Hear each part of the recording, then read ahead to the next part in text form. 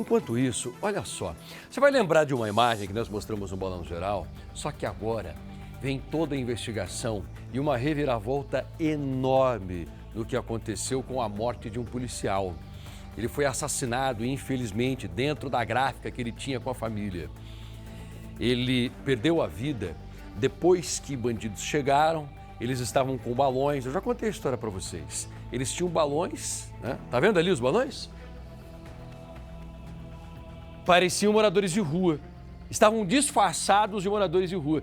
E esse balão aqui, na verdade, era só para esconder o rosto, porque eles sabiam que tinha uma câmera aqui de cima. O cara pensou, se eu colocar aqui, ó, ninguém vai me ver. O outro não estava assim tão interessado em esconder o rosto. Mas eles entram nessa gráfica, disparam e depois vão embora. A polícia começa a investigar. No começo, trata esse caso como se fosse latrocínio, que eles tivessem ido lá na gráfica para roubar, pegaram algumas coisas e depois foram embora. Mas eles investigam, puxam aqui, etc e tal, e conseguem encontrar uma pessoa.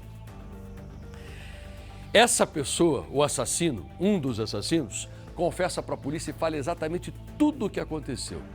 E ele diz o seguinte, olha, eu não recebi nada mesmo, me prometeram dar um monte de dinheiro, falaram que iriam me dar 3 motos, uma casa onde ele morava, um apartamento onde ele morava, metade de uma chácara, porque eu estava com problema financeiro. Mas vem cá, mas então abre a boca, rapaz, quem foi que te mandou? Eu vou falar um negócio pro senhor porque eu tenho como provar. E eu tenho aqui os prints de conversa e tal. Foi a viúva. A viúva que tinha ido pro velório chorou. Pensa numa mulher dissimulada, mas chorou. Sabe aquela pessoa que às vezes ela ameaça que vai entrar no caixão? Não, me segura senão eu vou junto. Ela fez esse tipo de escândalo no velório. Algumas imagens são tão fortes que nós não vamos colocar no ar, pra você ter uma ideia. A mulher escandalosa no velório porque tinha perdido o marido. Tudo bem. Aí a polícia, poxa, mas você tem certeza? E eles começam a mostrar os prints e desvendam o que aconteceu. Essa mulher, de fato, queria que o marido dela, policial penal aposentado, fosse assassinado, porque ela queria ficar com todos os bens. Eles tinham grana, tinham gráfica, tinham apartamento, tinham chácara, tinha um monte de coisa. E ela promete, inclusive, dar, fora o que eu falei para você, mais R$200 mil, 100 mil para cada um dos assassinos. E mais essas 3 motos, casa, metade da chácara, tudo o que eu falei para você. Nós temos o depoimento, conseguimos com exclusividade o momento em que um dos assassinos fala para a polícia tudo o que aconteceu. Está aqui, ó. Reportagem completaça e aqui você não perde nada. Põe no ar. Um momento difícil, sei que não deveria ter aceitado isso, mas eu acabei aceitando. Se eu pudesse, estar voltando atrás, hoje em dia, nada disso não iria acontecer. Acabei me deixando levar. As palavras de confissão e arrependimento do atirador revelam a trama. Um plano macabro sustentado pela ganância e por promessas de bens e muito dinheiro. Ela me chamou e me ofereceu R$200 mil, me ofereceu 3 motos, a metade de um sítio, se eu não me engano, em Judiapeba, um apartamento em Itaquera. Maria Francileide achou que tinha arquitetado o crime perfeito e se livrado ilesa da morte do próprio marido, o investigador da Polícia Civil, Arnaldo José Nascimento, de 57 anos. Mas 1 ano e meio depois do assassinato, a conta chegou. Agentes do GOI, o Grupo de Operações Especiais da Polícia Civil, bateram na porta da viúva com um mandado de prisão preventiva. Sem demonstrar qualquer remorso, Maria Francileide entrou tranquilamente na viatura, mas a tranquilidade estava prestes a acabar. O depoimento revelador do atirador Ronaldo da Silva, conhecido como Tatu, demonstrou cada uma das mentiras da viúva. Ela perguntou para mim se eu queria estar tirando a minha família daquela situação. Eu falei para ela que eu trabalho para isso.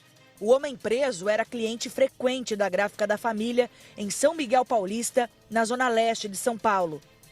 A polícia diz que Maria Francileide já havia tentado envenenar o marido com chumbinho. Como o plano não deu certo, a mulher passou a procurar um assassino de aluguel. Para convencer Ronaldo a matar Arnaldo, a viúva criou uma narrativa de abusos e agressões.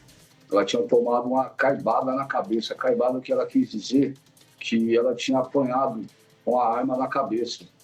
E, inclusive, ela tinha um corte na cabeça. E falou que o Arnaldo era uma pessoa muito ruim, que batia nela. E, inclusive, ela falou que ele abusava da filha dela. Não é eu que estou falando isso. Isso é o que eu ouvi dela. Se isso é verdade ou não, eu não sei, né? Foi o que ela me passou. Foi aonde eu perguntei para ela, mas por que você não chama a polícia? Foi onde ela passou para mim que ele era a polícia. Eu fiquei sem entender nada e ela continuou a insistir no que ela queria. Seguindo o plano, Ronaldo convocou um comparsa e simulou um roubo. Eles fingiram ser catadores de materiais recicláveis e entraram na gráfica. Os atiradores usaram balões de festa para disfarçar. Arnaldo foi executado sem qualquer chance de defesa. Em seguida, Maria Francileide colocou em prática a segunda parte do plano, a simulação de um latrocínio. Em depoimento à polícia, ela disse que a arma do marido e mais de R$2.000 tinham sido levados.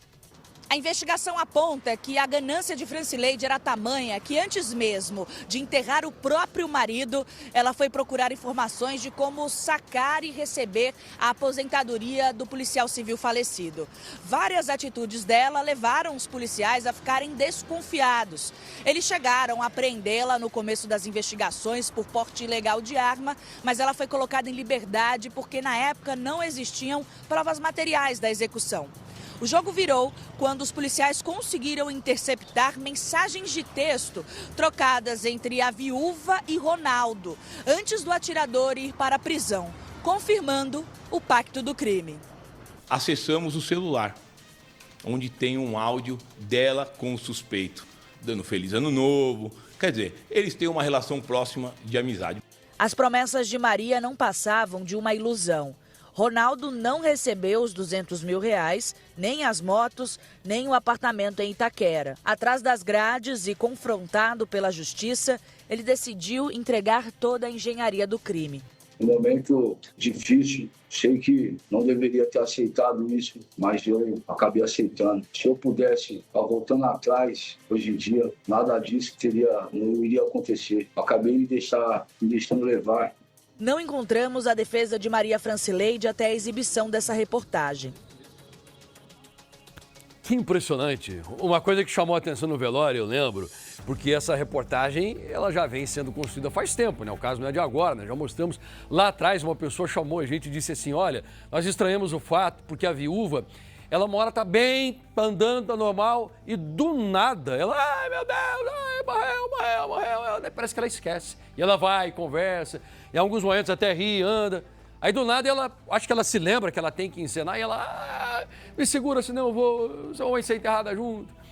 E a pessoa estranhou, conversou com a nossa equipe. Só que como é que lá atrás, não tinha como nós falarmos isso, porque nós não tínhamos prova, né? Exatamente. Como é que você vai acusar uma pessoa se você não tem prova? A gente pode ter as nossas suspeitas, né? Mas acusar a gente só pode quando tem a prova, né? E a polícia tinha suspeita também desde lá atrás, só que não tinha como provar. Agora vem a prova. Ela realmente é uma sem vergonha. Simulada. De acordo com as investigações. Mas o advogado de defesa dela diz que ela é inocente. Inclusive, acabou de mandar um vídeo para cá. Vamos ouvir? Eu e o Dr. Johnny estamos aqui para dizer que estamos na defesa dos direitos da hora acusada de um crime tão sangrento, em que ela está sendo acusada de ser a mandante de um homicídio contra um policial civil. E, durante a instrução criminal, provaremos a sua inocência. Muito obrigado aos advogados que deram a versão da cliente deles sobre o caso. E o jornalismo é isso, a gente ouve ambas as partes, mas eu prefiro acreditar na polícia e a polícia diz que tem provas de que essa mulher realmente é assassina.